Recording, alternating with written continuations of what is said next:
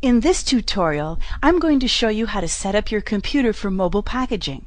We'll download and install everything you need for creating Symbian Series 60 and Windows Mobile Smartphone packages. Now, if you've already got the mobile packager installed, all you need to do is uninstall it, then get the new one from this URL, and you're ready to go. You can skip the rest of this tutorial.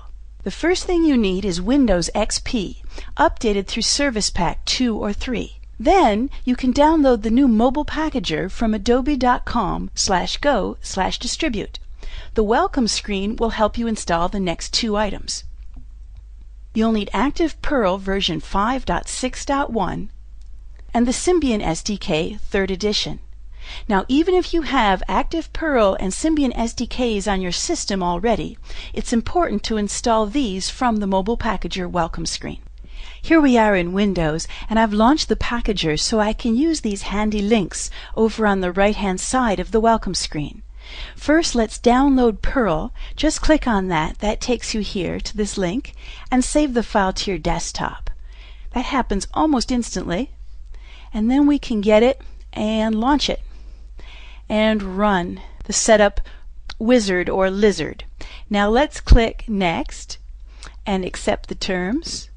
Click Next again, click Next again, and again, and now click Install. Now this will run through a few things here. And when it's done, all we have to do is click Finish. Now we're ready to install the Symbian SDK.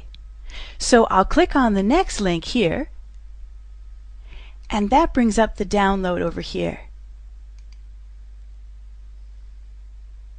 Now that'll take a few minutes to download because this is a big file. I've already got it, so I'm going to go ahead and cancel that, but you can let it run, and I'll show you what to do in the meantime.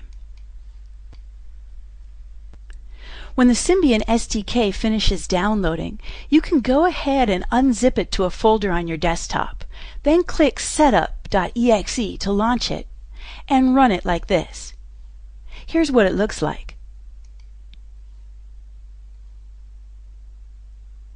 Now I'll click Next and Yes, and then select the compact installation. This just skips a few of the example files and saves a bit of memory on your system. Now I'll accept the default path and click Next again. And now it will run through the setup process. This takes a few minutes because there are quite a few files here. But when it's done, I'll come back and show you what to do. Now the SDK is almost finished installing. We'll go ahead and accept this default and click Finish.